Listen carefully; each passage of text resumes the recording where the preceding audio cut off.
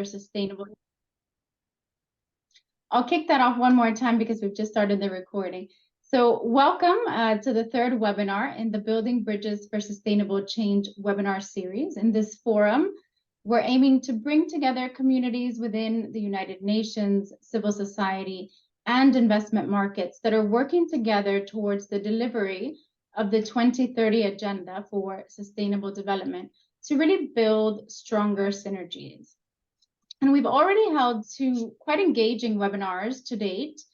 So really today's discussion will focus on the 2023 SDG Summit that just took place in New York, with a focus of the status of the goals and the important role that the private sector and civil society play. And really at this pivotal midpoint for the delivery of the 2030 Agenda, the panelists will have the opportunity to share their perspectives on achievements, current obstacles, and really uncover ways that we can, create greater synergies across society. So before we start the discussion, my name is Lydia Schreiber. I'll be the moderator for today's panel. And my background really is on the investment side, having worked at some of the largest asset managers globally. And I'm also a trustee of the One World Trust charity, who is co-sponsoring today's webinar, along with the civil society platform, Action for Sustainable Development. It is with great pleasure that I introduce you to all of our very accomplished speakers. So today we're joined by John Gilroy, Secretary of Sustainable Development, Climate SIDS for the Republic of Ireland.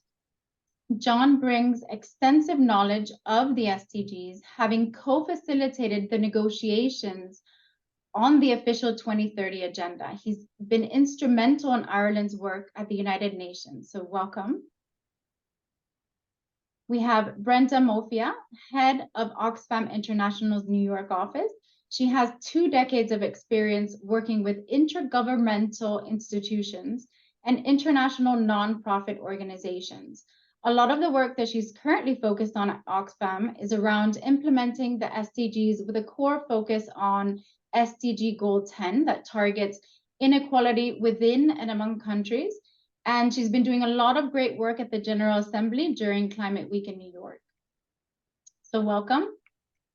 We're also joined by Krista Tukiainen, the Senior Advisor to the Climate Bonds Initiative, an international organization working to mobilize global capital for climate action. And she's also the co-founder and Chief Commercial Officer at ClimateAligned. She has a wealth of knowledge on a broad range of financing mechanisms that can be used to support climate and green initiatives. So thank you to all the panelists joining us today. So really today's discussion has, the real opportunity to be quite lively because everyone on the panel has been involved in last week's summit, the SDG Summit in New York, as well as Climate Week. So I'm sure throughout the discussion today, we'll hear about the developments from the discussions that the audience will really benefit from. So with the summit in mind, let's really think about the first question, which I'd really want everyone on the panel to have their say. Really, what were for you the major successes of the SDG Summit? And what were the obstacles? And let's kick it off with John. Sure. Thanks, Lydia. Many thanks for asking me to speak this morning, and to Ollie and the Action for Sustainable Development team as well. Always a pleasure to partner.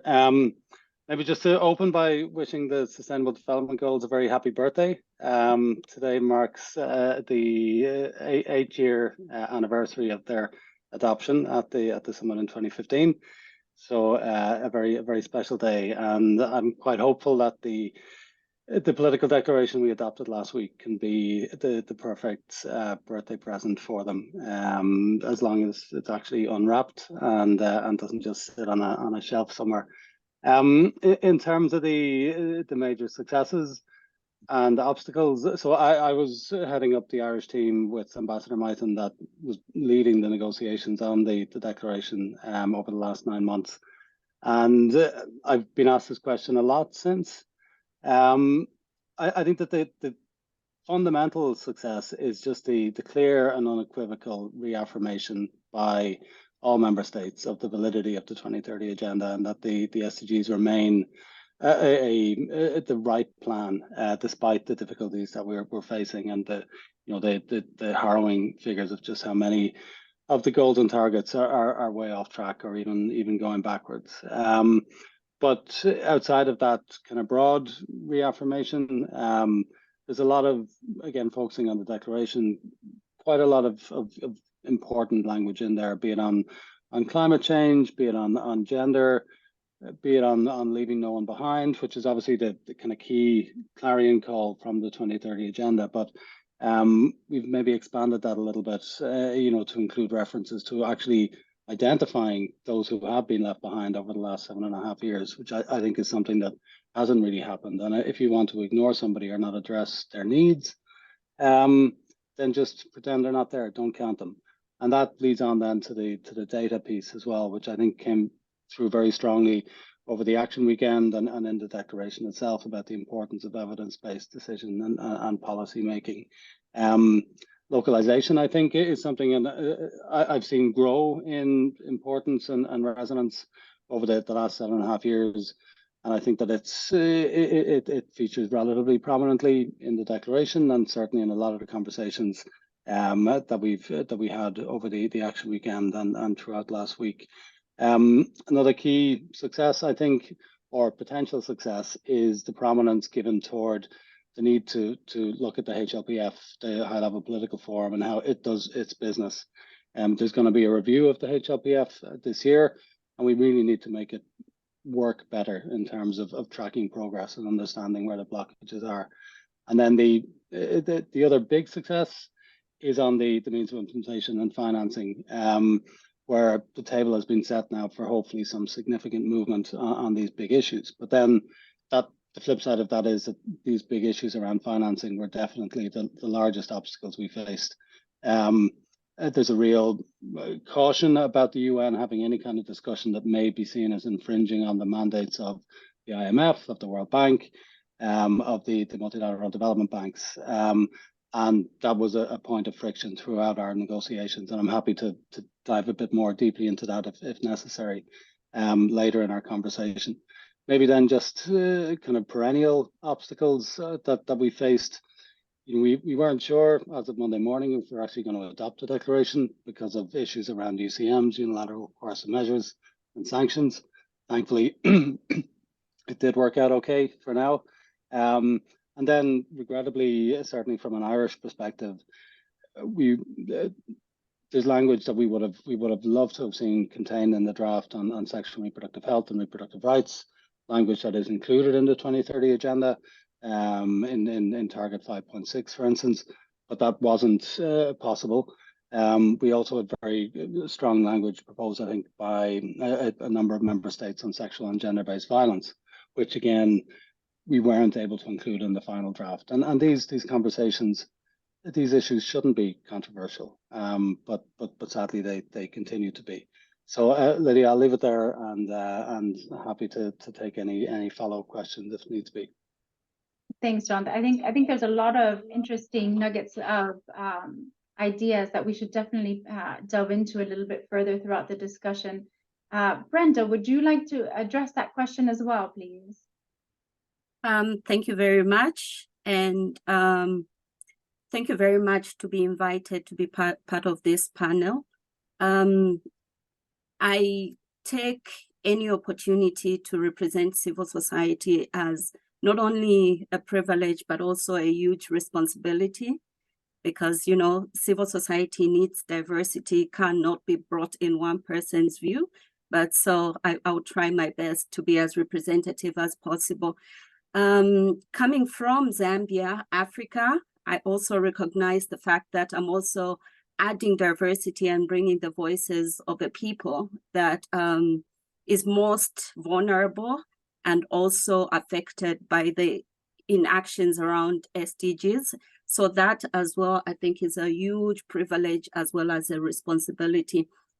With your question, having been in New York last year, I had the rare opportunity of following up on many processes leading up to the SDG Summit, as well as all the conversations that happened around whether the SDG Summit should be held alongside the Summit of the Future.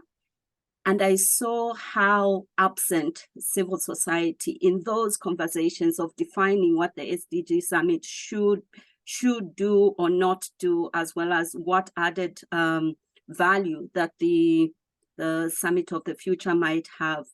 And I saw the absence of civil society. Early this year, I was very worried, on what I thought was a demobilized people's voice that wasn't there in any of the platforms around these issues. But I should say that by July, I was quite impressed to see how much the SDG, the Action for SDG and GCAP just came around and mobilized civil society. We showed up in great numbers, starting from the HLPF, responded to all the reports that were submitted. We had strong presence of civil society. So for me, I think in terms of success, it's just the fact that we've been able to sustain the mobilization that we saw around the HLPF and coming into the ANGA itself and the summit and the SDG Summit. New York is not a place that is accessible at all. The US, coming to the US is not, it's not something that easy, and later on engaging the UN and mobilizing around the UN is not. But we did see civil society presence. We did see civil society able to even push the UN to have a weekend dedicated to mobilizing the voices of CSOs and other stakeholders. We also saw the Global Assembly, the People's Assembly, and all the various conversations that happened around that. And just around New York, you could, everywhere that you walked, you would see a civil society colleague around the corner. So for me, just the presence of CSOs was a huge success. And I think this is something that we need to continue even as we proceed into the Summit of the Future. So I will not go into details with regards to the issues that we were addressed to unpack whether at this point in time we achieved anything, but I think let's just register that we were there, as a huge success. In terms of obstacle, access still remained a huge obstacle in our engagement. I felt despite us coming to the platform, it was still tokenistic. The fact that we still were only enabled to come with tickets into meetings, and not only tickets that were assigned to a particular event, but which were actually very timed. And we were monitored at every point in time. You couldn't even go beyond what you were assigned to do. So for me, it remained a very, very tokenistic engagement. And the issue of access and platform is something that we need to look seriously into as we proceed further. So I think let me leave it there. We can go into issues of what the issues that were addressed and aspects of political will, whether we're going anywhere or not. But for now, I think those are my two tokens. Yeah. Thank you, Brenda. Very helpful. Very insightful. Krista, would you like to share your thoughts on the experience that you had? Yeah, happy to, Lydia. Thank you. And thanks to the team for having me online today. It's a great pleasure to be exchanging views with the rest of the panelists as well. I think I'll echo a few points that John made and then talk a little bit about the financing aspect, as that's sort of my focus, looking at the summit from the outside in and also attending New York Climate Week and the various financial sector events there. You mentioned, obviously, we have a great challenge to meet in terms of the SDGs themselves and meeting the 2030 agenda. I similarly found it quite reassuring that we sort of collectively committed to that framework, especially in a time of a significant proliferation of frameworks that you could look at in terms of what is the agenda and what are the outcomes that we want to achieve in 2030 to 2050 and beyond across the sustainable development issues that we're dealing with. So I think only 15% of the goals are right now on track, and the cost of meeting these targets to 2030 is something like $176 trillion. That is obviously one of the key barriers, and that's to the summit, the political agenda that was adopted there, but also beyond in terms of the implementation work. At the same time, we have 25% of the global south countries there spending more than a fifth of their GDP servicing their debts. So that's obviously, the key sort of hurdle that we need to overcome in terms of countries being able to mobilize money towards meeting the SDGs. Now, against that backdrop of significant challenges, what I did find a success in the summit was the reassurance and the kind of reaffirmation of the role of cooperation and collaboration across sectors, even with those limitations. And I'd love to hear more from John around the kind of interplay between some of the political stakeholders and the MDBs and the DFIs and around the table. I heard the World Bank President, Mr. Vanga, said that there's money available, enough money available, but it's just a question of getting it to the right places. And I was really pleased to see a much more detailed discussion around debt relief and debt restructuring mechanisms and how those can be achieved, not only with government financing and kind of bilateral funding agreements and potentially some of the debt relief mechanisms or debt for nature swaps, for example, that we're starting to see as well, but also with the help of the private sector and the multilateral development banks themselves. So I'll leave it there, and then we can dive into the details a bit later. Thank you very much, Krista. So I think if we look at, the topics that have really kind of unwound from this initial question, it would be useful to provide your thoughts. And again, I'll pose this to all of the panelists, given that each one of you has a different perspective, given the area of work that you're doing.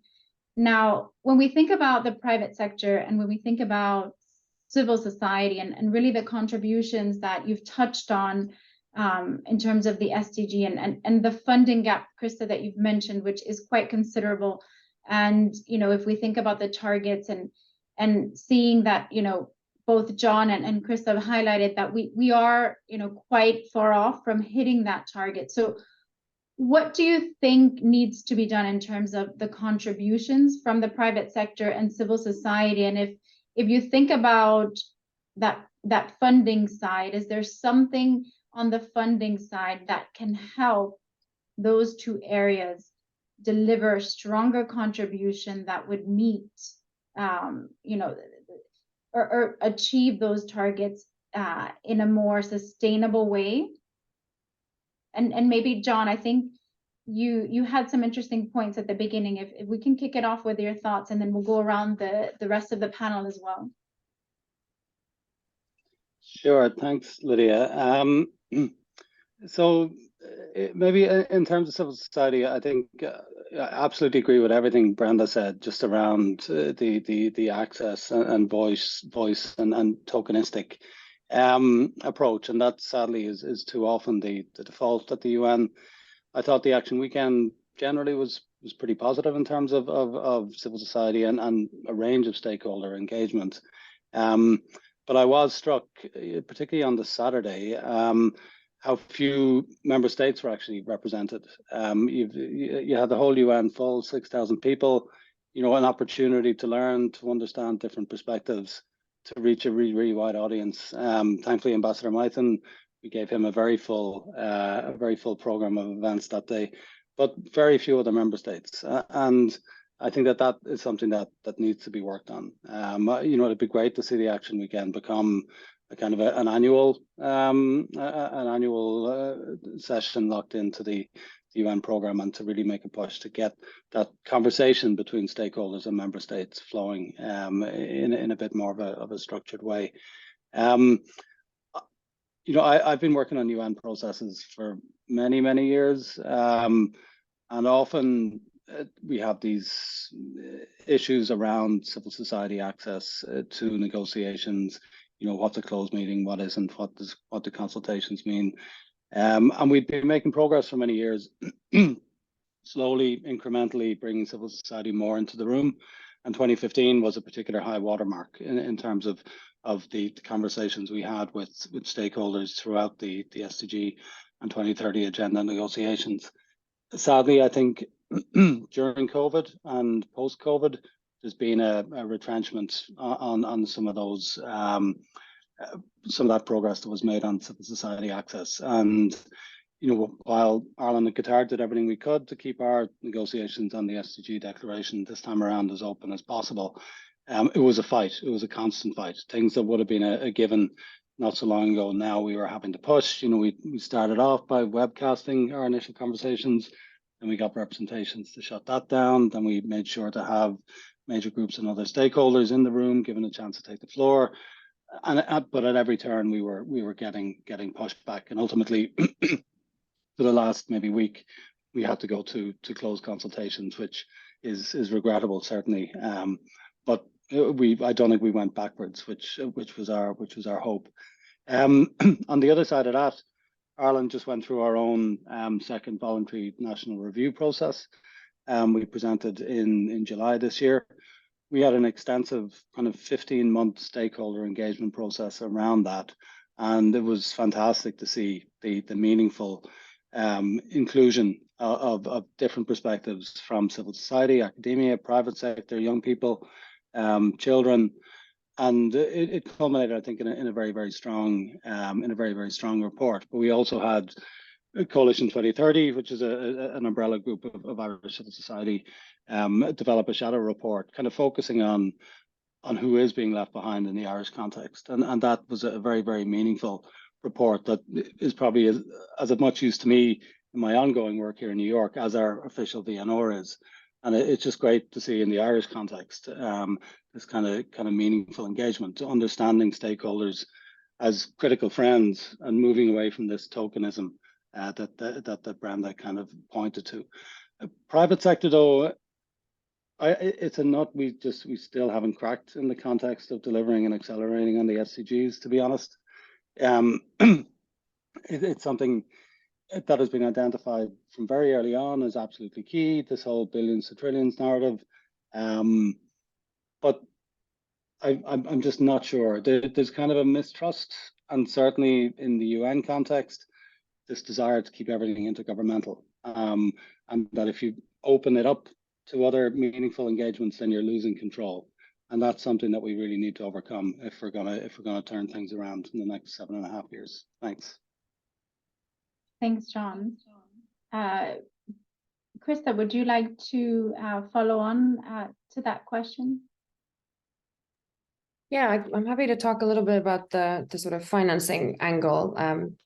I think, I mean, similarly to what John and Brenda have said, obviously very crucial to have in terms of actually setting the agenda and then thinking about the most effective implementation mechanisms, civil society at the table, and these high-level fora. Also on the Climate Week side do tend to have access issues, even for, you know, finance sector practitioners. So you have, you know, higher-level stakeholders talking about higher-level issues, but then we run out of time in thinking about the implementation, which is why this kind of follow-up is so valuable. So thank you both for your reflections on that front. I think in terms of the mechanisms, this is going to be really hard. And I think one of the kind of overall takeaways that I had from this week, if I'm being really candid, is that we're having a tough time saying out loud the words of this transition is going to cost a lot of money, and we have to either take the losses now or we have to take them later. And that has implications for what kind of, for example, debt restructuring mechanisms or other ways of raising funding we lean into, because the gatekeepers for those different types of things, including long-term lending at lower rates or generally lending against SDG outcomes, have, you know, just different types of organizations there to unlock the financing. We have the DFIs and the MDBs gatekeeping some of this part, which is crucial as well. And I think there's definitely much more that we can do in terms of bringing the multilateral sort of blended finance network together with the private sector, because I'm hearing constantly at these events, but also in sort of one-to-one conversations with investors, that there's sort of institutional investors who manage private capital, that is, that there's a lot more appetite to get involved, but they don't really know how to start because it's traditionally been such a siloed system. So there's opportunities to to collaborate there. But in order to get that sort of ecosystem going and booming, I guess, it requires the recognition that, you know, we should be giving effectively a discount today for something that is yielding a better outcome tomorrow, which isn't happening in a short-termist system at all. And then that leads me to the second point, which is getting financial regulators on board. So I was really, really pleased to see some of the conversations around the Action Summit, but also, again, at Climate Week, involving, for example, central bankers and other macroprudential regulators who then have the power to actually start tilting some of the, say, for example, the lending side, so actual banks and other financial institutions, requirements around capital reserves and how they deploy capital to away from the short-termist thinking into sort of longer-term agendas. And I think there's a lot of work there to be done also on get sort of technical assistance and capacity building to get everybody up to speed in terms of, you know, what definitions are we talking about and what are we actually saying when we want, or we say we want SDG linked financing, whether that's bonds or other type of debt. What does that mean? How do you measure progress? You know, who do you have to have involved, and so on and so forth. And we can dig into some of those kind of detailed instruments and some of the examples of things that I have seen that can be impactful. But overall, yeah, still a lot more room to sort of start collaborating.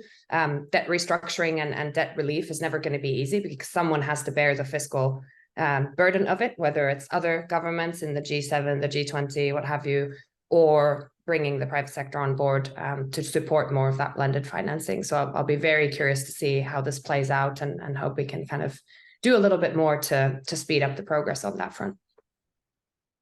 Thanks, Krista. I think this is something that that we're seeing is really that challenge with trying to support the SDGs with different types of financing. And I think, you know, you touched on, you know, obviously the debt financing side, whether it comes from, you know, governments or if it's issued through the private sector where you're getting a little bit more support. And we've seen over the last, you know, potentially 6-7 years a significant rise in interest from the private sector and from the investment community to find ways to support, you know, more sustainable types of financing.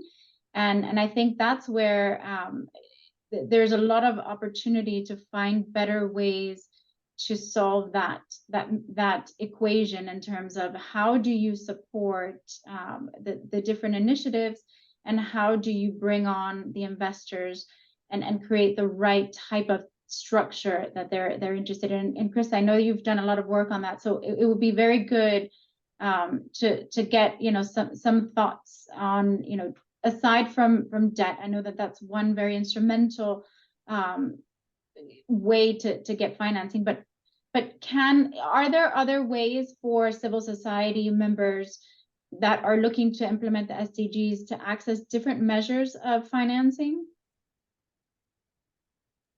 Did you want to go first, Brenda? I saw you unmuted yourself, so I'm happy to pass the mic.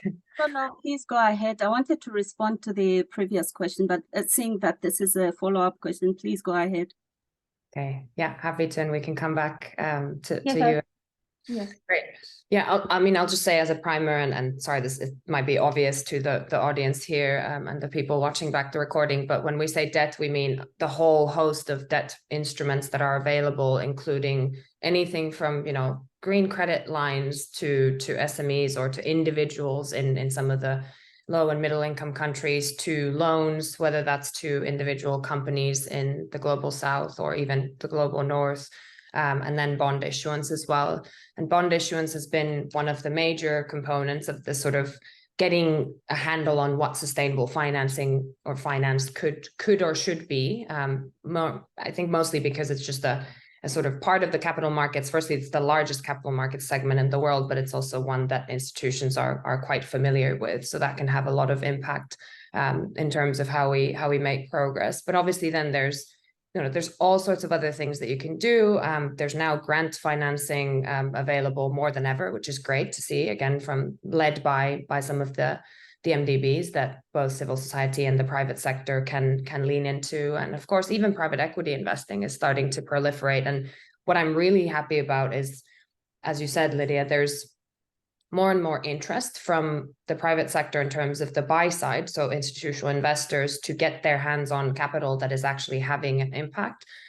What we are still struggling with, though, is the the bankability, creditworthiness aspects of it, because as much as there are a lot of people wanting to invest in the global south and emerging markets, some of those credit requirements and the sort of risks around, again, a high burden of sovereign debt and potentially other issues around currency risk and so on are preventing them from doing so. So a lot of the flow of capital is still going from the global north to the global north. And I think that's where, again, going back to these kind of blending mechanisms and debt relief programs is where I'm seeing the most potential. And a lot of that will be debt financing, because that's just the way it is. You have to, get some capital in and show some outcomes and then pay it back. That's the sort of most natural part of the financing ecosystem, at least in this stage of development, I would say. Thank you, Krista.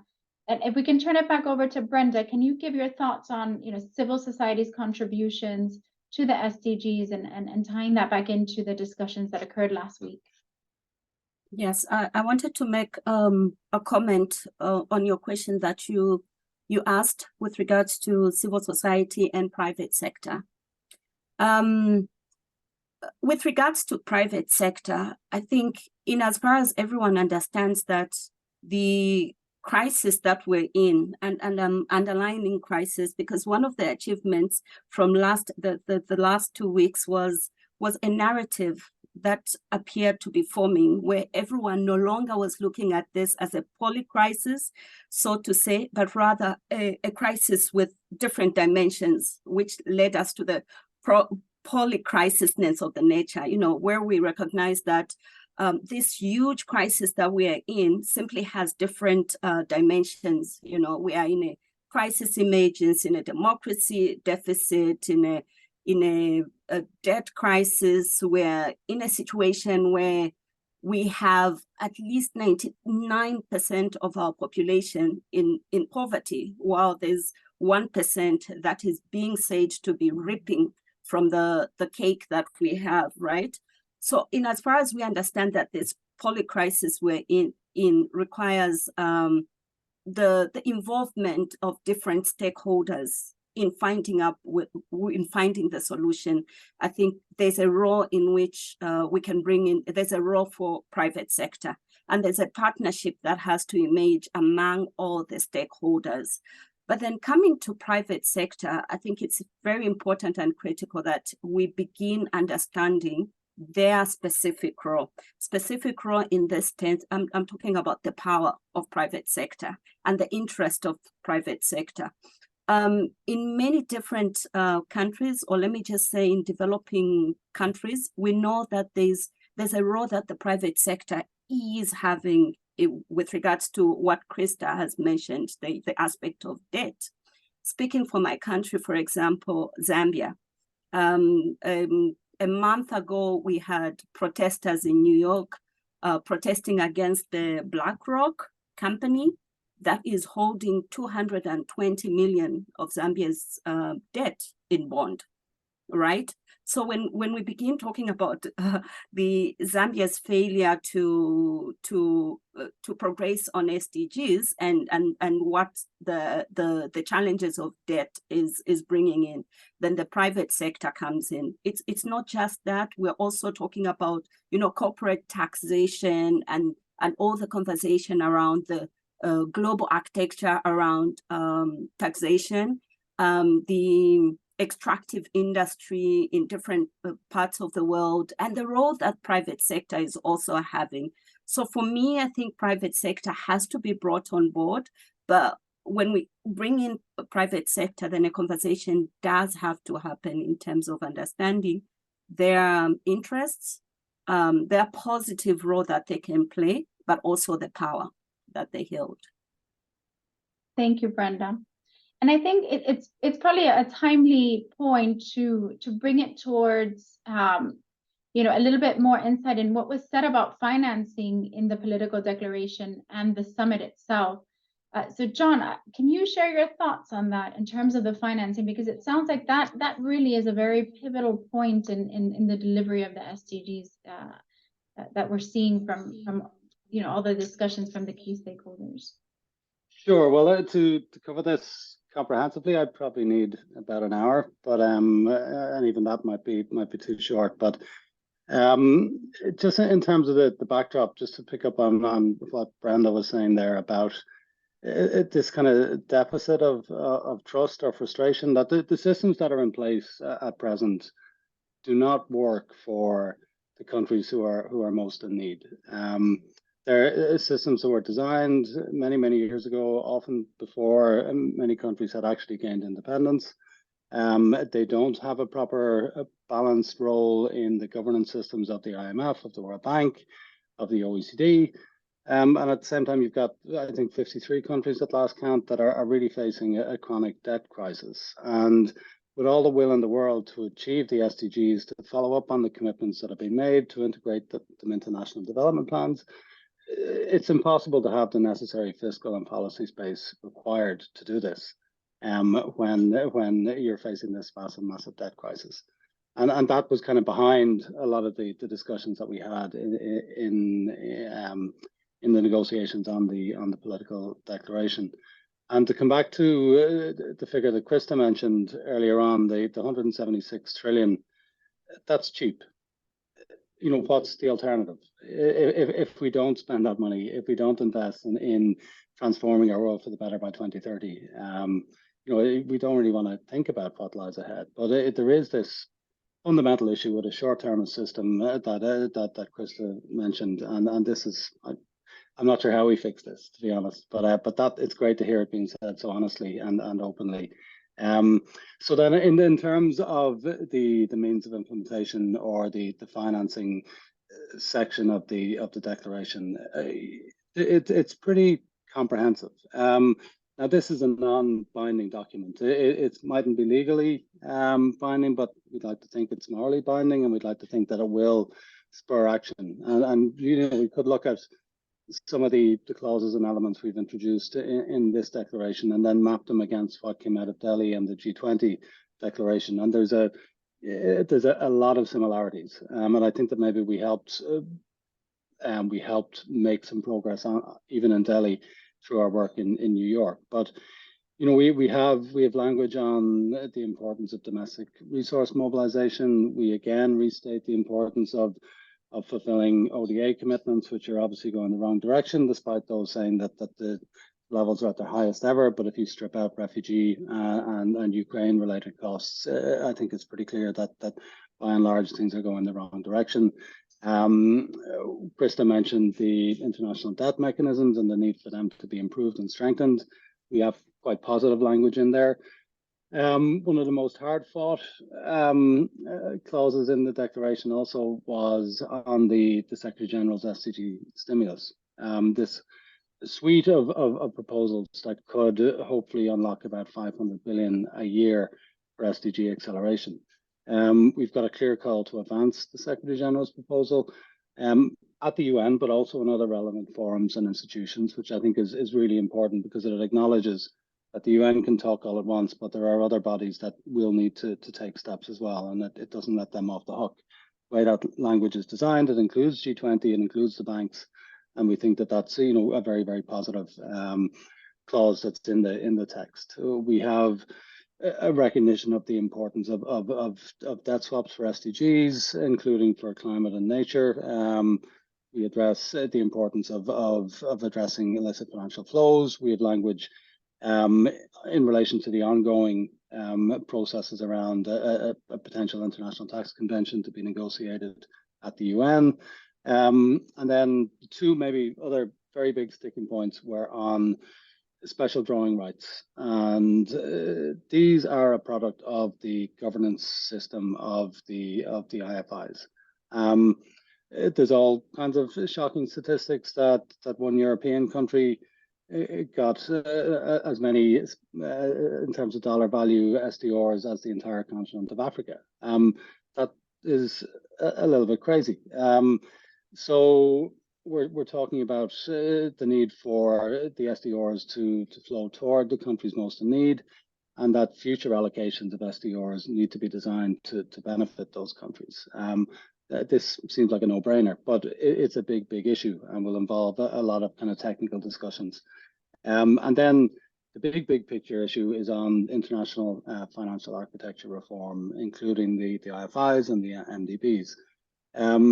This goes back to my initial point at the top here of this response about the lack of trust and the exclusion of many member states from the levers of control in the international financial architecture. So hopefully what we've included in the declaration can add momentum toward real change. And this isn't going to happen tomorrow on the back of last week's outcome, but there's going to be a lot of conversations going on. We have Marrakesh coming up, and we'll have ongoing discussions in the UN and in the second committee, looking ahead to the fourth international conference for financing for development, which will probably be in 2025 or 2026.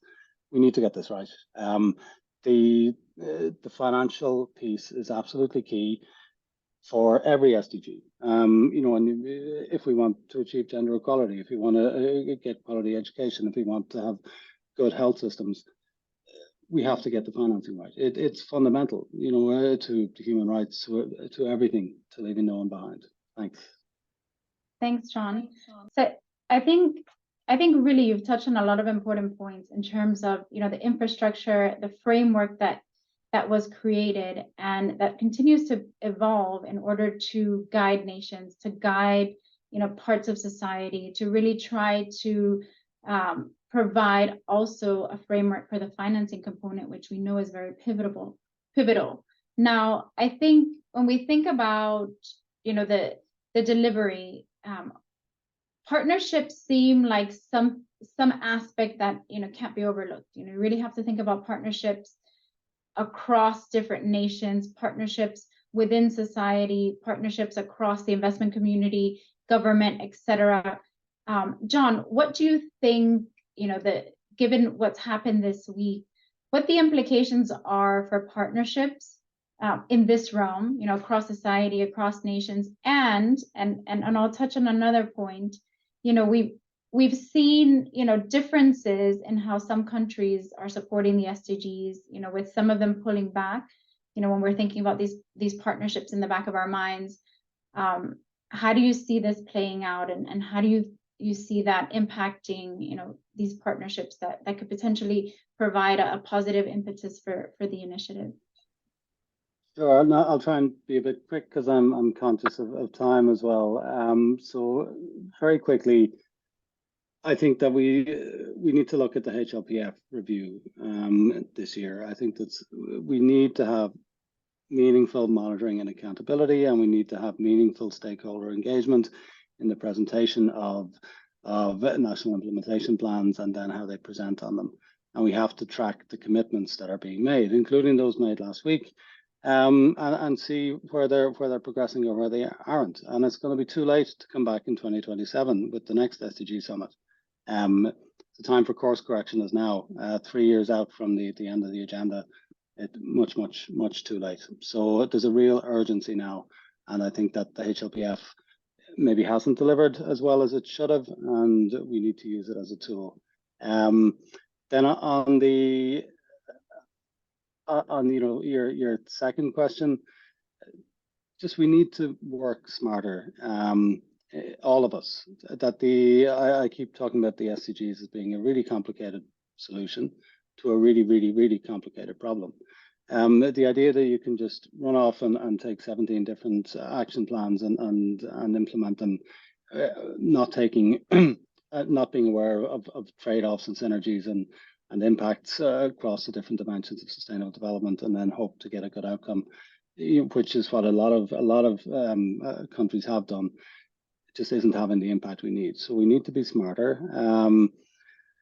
UNDP have done a lot of work, the GSDR, the Global Sustainable Development Report this year, and in terms of its SDG push scenarios, I think it is really critical. So we need to decide what area of investment in a particular country context or elsewhere can have the biggest impact, and sequence our engagement. But we need to be clever, and realism and practicality, I'll leave it at this, just isn't an option anymore. We need vision and we need ambition, and that has to become the default if we're going to reach where we want to be in 2030. Thanks. Thank you, John. So I'm just conscious of time. I think we have time for one more question. If everyone can provide their short potential 1-minute response to this very important question, and I'll ask the question, then I'll have Brenda answer it first. So can I have you give me your thoughts on, what are going to be your key initiatives and your core areas for advocacy over really the next 6 to 12 months on the back of, the discussions that happened at the UNGA High Level Week? Two quick things in 2 minutes. So, Lydia, multilateralism is the way forward, no doubt. We need to strengthen the multilateral systems and to ensure that they're effective and they work for the people. It's extremely important, and we do agree that we need some numbers. So having some numbers that outline the gap that's there in the response on SDG, the 4.2 billion is necessary. Having the stimulus plan outlining the figures that we need per year, the 500 billion, in ensuring that there's response and there's financing happening is extremely important. But for us as Oxfam, it all comes to 3 things. It's about people, it's about equity, and it's about rights. SDGs will not be achieved, will not see any progress unless we center those all our initiatives and our responses on those 3 things. As you are all aware, we've been, for the last decade, doing research, a lot of research on inequality, growing inequality. In the last 3 years alone, the figures indicate that 2/3 of the world's wealth that has been accumulated over the last 3 years has only gone to 1% of the global population, while 99% of the people are increasingly being pushed into poverty. I think this cannot go on, and as an organization, we'll continue mobilizing our partners around the bridging the gap between the rich and the poor and inequality, and ensuring that there's a global tax system and there's sufficient reforms that happen at the UN as well as the IFIs to ensure that, there's progress. The remaining 7 years of the SDGs meaningfully respond and deliver towards the people, rights, as well as equity. Thank you very much. Thank you very much, Brenda. I think that's me, isn't it? Go ahead, Krista. Thanks. Yeah, I think from my side, it's going to be focusing on taking some of those kind of supportive statements from the declaration and the overall summit into practical help with implementing climate and sustainability linked financing through local capital markets ecosystems. So really recognizing that we are no longer talking just about climate mitigation, for example. We're now talking very much about building adaptive capacity and resilience, and that involves all of the social SDGs as well. So I'll personally and professionally be working with bankers and financial institutions in emerging and sort of frontier markets to help them understand what this means specifically in their context, and then start to be able to mobilize blended and private capital through to the local stakeholders to make sure that we genuinely keep to our word of leaving no one behind. And I think it's now more crucial than ever, because we otherwise will be debating frameworks and disclosure pieces for ever and not really doing the work of actually moving capital to where it needs to go. So lots of work to do, but also I think we have most of the tools available, and the vision that John outlined will be crucial to keeping our eyes on the prize. Thank you, Krista. John, over to you. Yeah, well, my line of work, there's always another process just around the corner. Second committee will be starting at the UN very, very shortly. That's the nuts and bolts of a lot of the specifics of what the UN does on sustainable development. Ireland will be deeply engaged in that. I've talked about the HLPF review and the significance of it this year. But then also we have our common agenda and the Summit of the Future, which is a very, very big undertaking, and it's very contentious, probably more so than the SDG Summit processes. It's going to be pulling in together stuff on AI and outer space, on the international financial architecture again, on Global Digital Compact, on future generations. And this all needs to be tied neatly in a bow by this time next year. So that's going to be a lot of work, but something that needs to be focused on very, very closely by everyone who cares about the SDGs. And then just looking ahead a little bit more long term, the fourth international conference on financing for development. I said this is going to be key. That's a platform that can really take the necessary decisions in relation to a lot of the big picture financing issues. And then we have the World Summit on social development as well. And I think it's really important that the financing and social piece link in together in a meaningful way. So that's it from me. Thanks. Thank you, John. And really, sadly, it's all the time that we have for today's panel discussion. I think, we've really had an opportunity to slightly, uncover some of the key initiatives and dynamics that have occurred last week. But really, obviously, there's so much under the bonnet, so much work that is continuing to be done behind the scenes. And really, it's very important for everyone to find better ways to build stronger synergies.